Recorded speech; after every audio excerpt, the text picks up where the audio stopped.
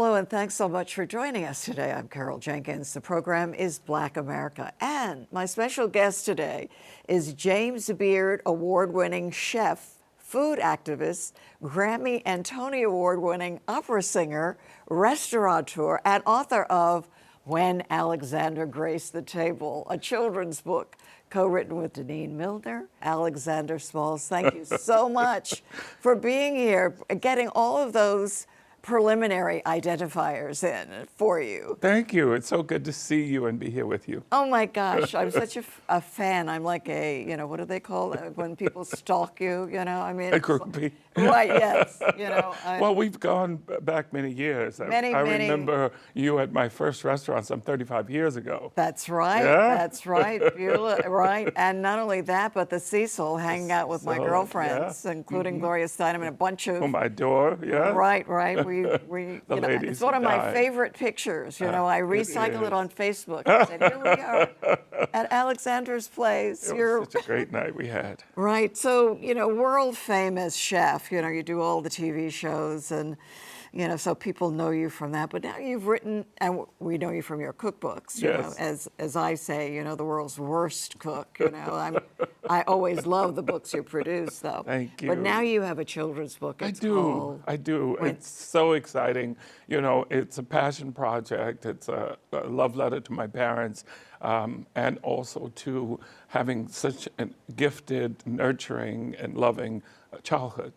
I know. So few of us can actually say that. That's a terrible thing to say, but I'm glad that you have done a book about it. You said you started cooking when you were 3 or 4? 4. 4. And I loved the energy and attention and excitement of the kitchen. It was the most important room in the house. And it also was an opportunity to spend time with my mother, who I thought was such a fascinating woman, so talented and beautiful. And I was fascinated with her stories, and she was very lyrical and well-dressed. She was a dressmaker. And so the opportunity to do meals with her was something special we did together. And I also have heard that one of her advisories to you, because you like to eat the same thing over and over again, was that since you love it so much, do it yourself. Do it yourself. Make it yourself. And so you were very young in actually, and that's what the book is about too, when Alexander Graced the Table, about a child who is making a contribution to the family, the all-important family dinner. And the all-important Sunday dinner. Right. I mean, that was the height of the week. I mean, if I could have a month of Sundays, I used to say as a kid, because that's when the best eating happened. And also, the family came together.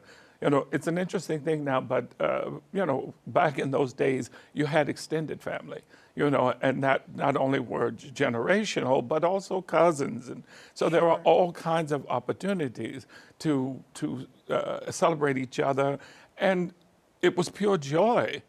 I mean, what do you do in a southern town when, there's still segregation? My parents wanted to make sure they knew where we all and you're in South Carolina. Yes, in South Carolina, Spartanburg, South Carolina. And Right. so the best way to keep the family really tight was meals, breakfast, lunch, and dinner. And I didn't miss any of them.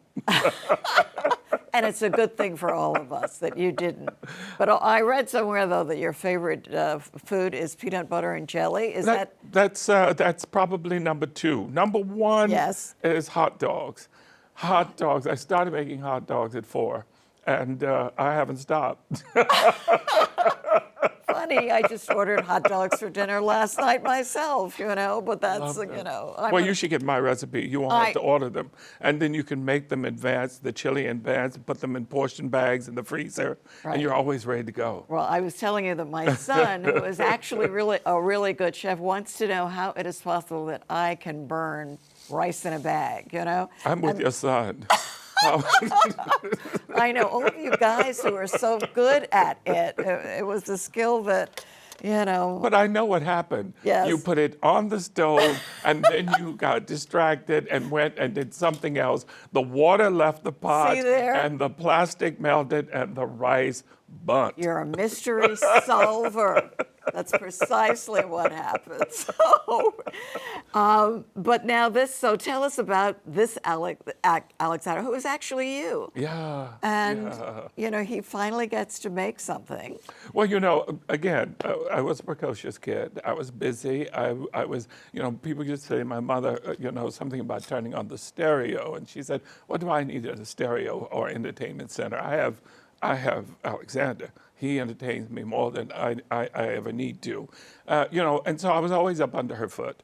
And the place we found comfort was in the kitchen, cooking together. She would wrap a towel around me, sit me in a chair with pillows, and give me tools, and I would be there working with her. And it was so exciting to do that because she would tell me stories about her family and various things, and I was fascinated by oral history. Right. Well, you're the kid that every mother wanted. You know, the one who adored his mother. Yes, You know? yes, that was me. And so she taught you how to cook, and How to cook. And I also parroted so much that she did, because I watched intently. And I'd watch, and I wouldn't ask a lot of questions, because I'm that kind of cook too. I don't want you asking me what I'm doing, but watch. And I would learn to do it. And one day, she realized that I knew how to make this pie. You know, I had watched her enough, and I knew how to hit the can open. Right. And so she caught me in the act. And so I started to make this pie, and I made one for myself and one for the family, you know.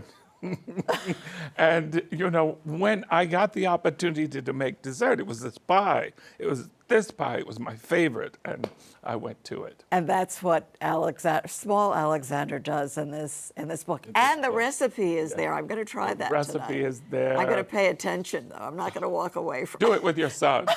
Yes, do it with your son. I tell people all the time who have kids, this is the perfect recipe to do with your kids. You can put them on crust duty. My mother would lay out 2 sheets of wax paper. Remember wax paper? You put one on the bottom. Right. Nobody uses it anymore. Right. You put one on the bottom, you put the graham cracker squares on the wax paper, then another layer above. Then you get the rolling pin. And then you roll and roll and roll until you get that fineness.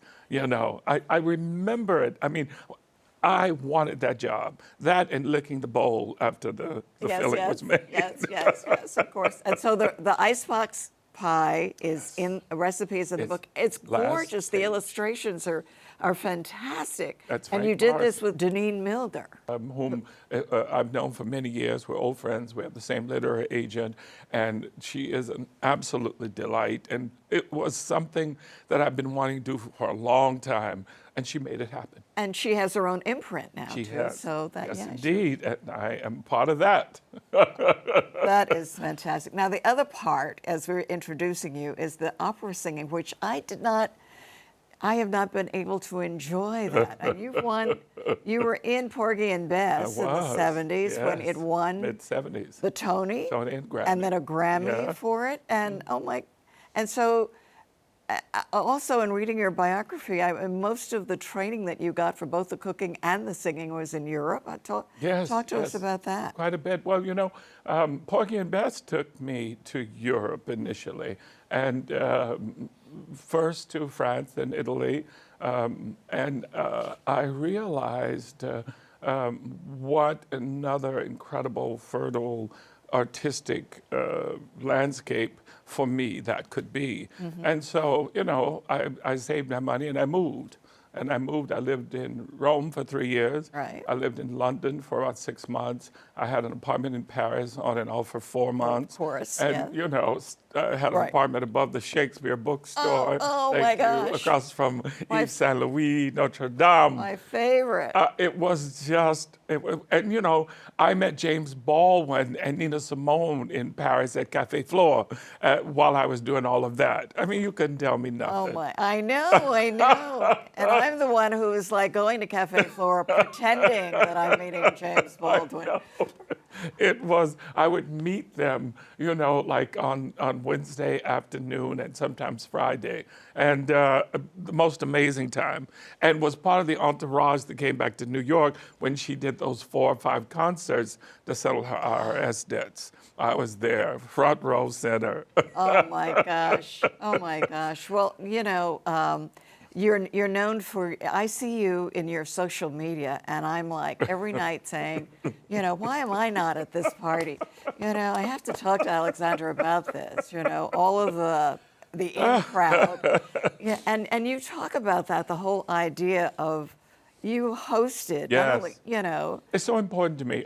I started as a host. I mean, before I opened a restaurant, in fact, I opened my restaurant so somebody else could pay for dinner. I mean, it was my career. I would go out and sing, make money, and spend it all hosting New York. So I became this New York host, and it didn't matter where I lived. You know, at one point I had probably a 400 square foot studio apartment, and at one point I had a 3,000 square foot loft. Right. It didn't matter. Right. I'd pack it all in, and we'd have these incredible parties. I love hosting. I love entertaining people, and you know, my home in Harlem has become that oasis for me. You know, I've had everybody there. You know, and I've fed. There's a refrigerator in my kitchen that's a mosaic of so many of the most amazing people that I've fed, from Right. Toni Morrison to, you know, Lena Horne, Roberta Flack. They're all on the refrigerator.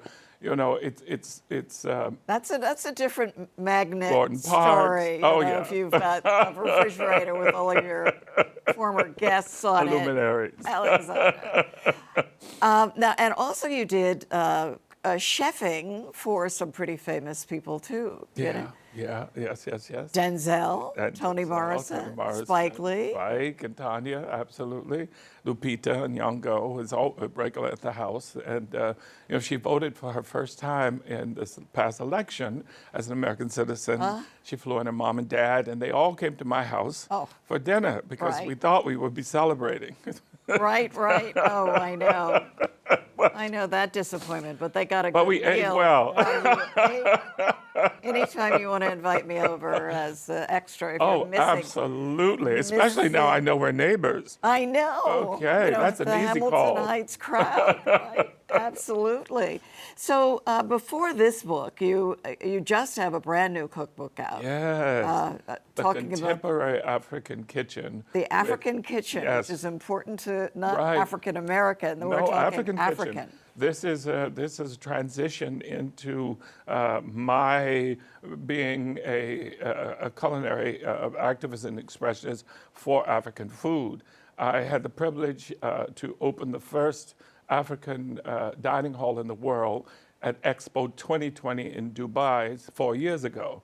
And it is 22,000 square feet. A small space. Yes. 22,000 feet restaurant. It is amazing and represents regional food from all over the continent of Africa. And that really was the sort of idea, impetus to create the cookbook, The Contemporary African Kitchen. And so I gathered it, much like the dining hall. I had already created all the recipes, concepts, and was ready to go. Then I realized I, as an African American, are going to tell Africans about their food. I need them engaged and involved. So I scratched all of that and invited African chefs from all over Africa to join me.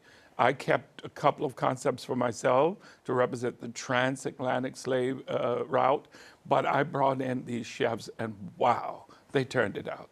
Well, we all have to go to Dubai. We have to go to Dubai. But as a starter, we have to buy the cookbook, you know. Yes, and start cooking. And start cooking. The idea is I want everybody across the globe to make African food. Much like America had to come to terms with, you know, making Chinese food, making French, Italian, African food. I want the housewife in Arizona or in Utah. You know, I want the sorority sisters in Atlanta. I want you to have African dinner parties and make this food. It is exceptional. That is terrific. You know, I mean, people will want to know because we sort of glanced over the opera and the singing Yes. piece of this. I want you to talk a little bit more about that because you seem to be on a dual track. You were cooking, you were singing, and so how did that happen? Yes. Well, you know, interestingly enough, I tell people all the time, I grew up speaking two languages, food and music. They were my way of the way in which I saw the world, and they also were my comfort. Because before I am any of those things, I'm an artist, I'm a creative, and that's how I see the world and experience it. Imagine coming home at a point where my parents were preparing all of us, understanding that education was going to make the difference in our lives, to be doctors, lawyers, even the first black president, but an opera singer. I came home and told them, and they were stunned. You know, first it was an entertainer, which is not what they had in mind. Right. My father owned a nightclub and dealt with a lot of entertainers, so that was not what they had in mind. But secondly, they didn't know anybody who sang opera. You know, I mean, and the people on the TV, they didn't trust. And they were mostly women, black women, but never black men. And so the greatest gift they gave me is they never said no. They encouraged my dreams. They understood that my dreams were important to shaping who I was.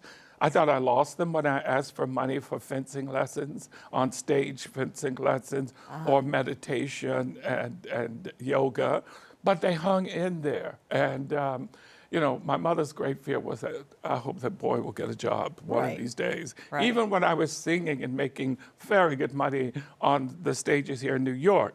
But the point is that I reached a point where I hit the glass ceilings so many times in opera, classical music, I had a concussion.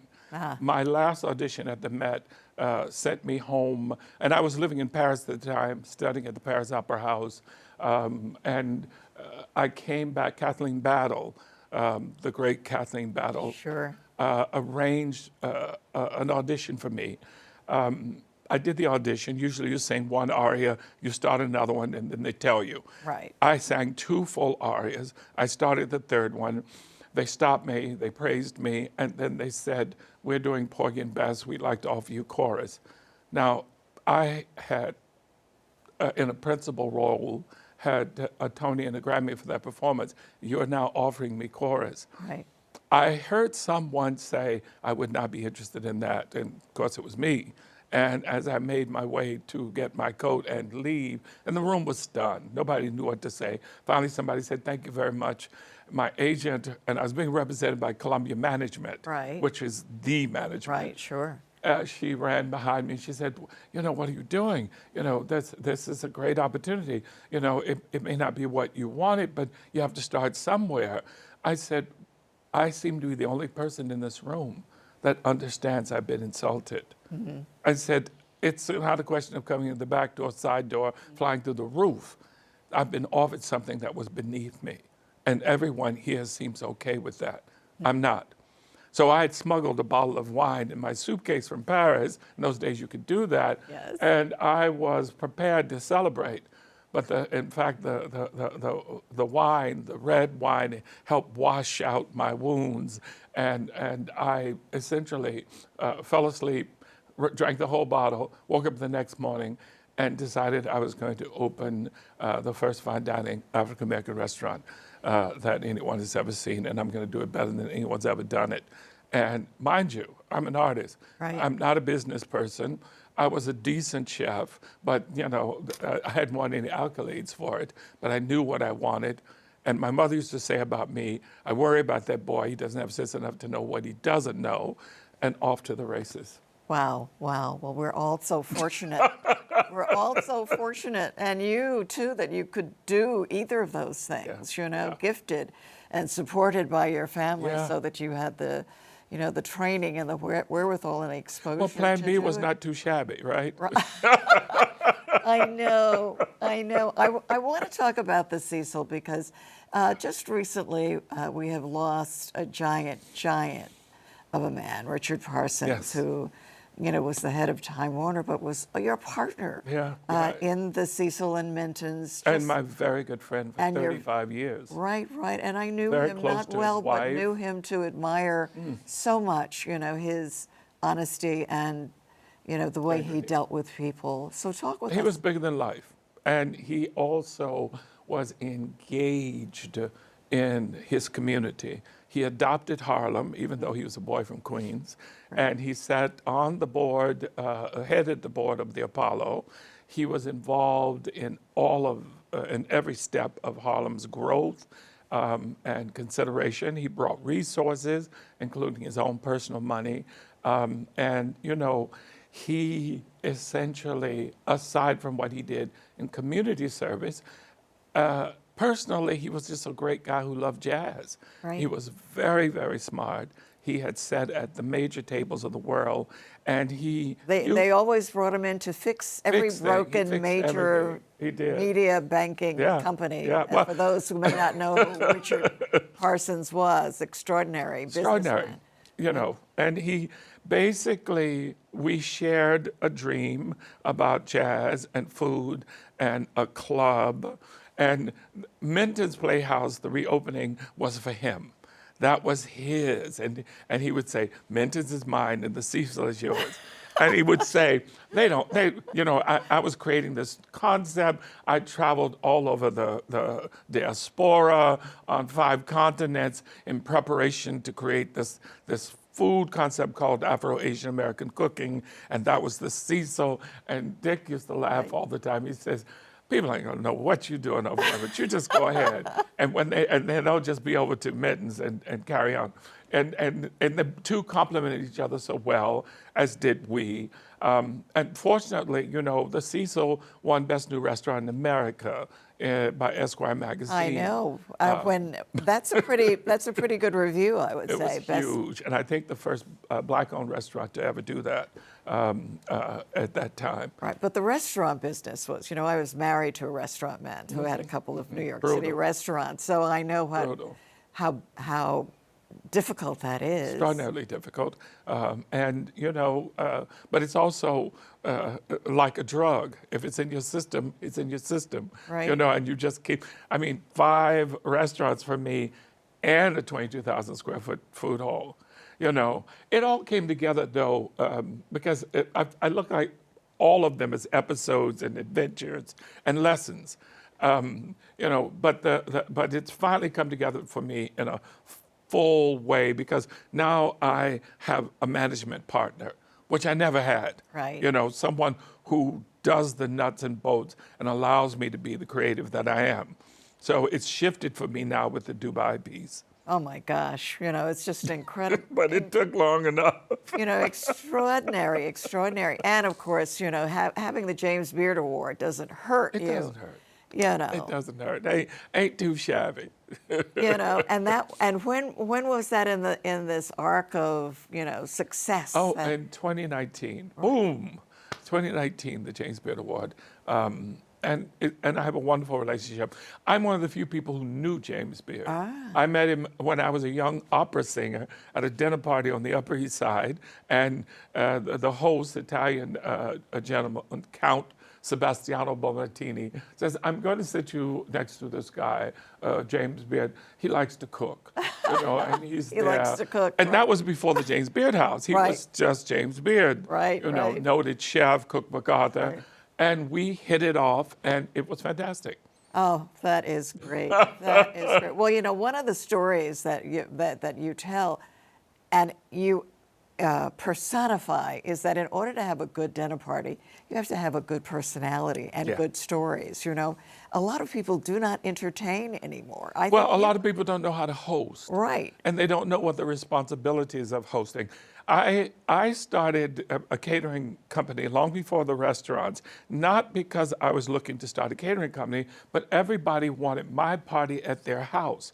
And since we all had the same friends, it made sense to them. Right. The missing ingredient was people thought it was my party because I did the hosting. I know, you're such a good story.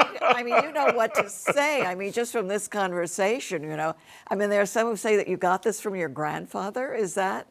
You know, the storytelling. I got this from the storytelling from my grandfather, how to throw a good party from my uncle, who was a chef, married to a classical pianist, who was my first piano teacher. They had been a part of the Harlem Renaissance. When I was born, they moved back to South Carolina to oversee my education, you know. Right. But I think people forget to show up at their own parties, and they don't understand what they're supposed to be doing.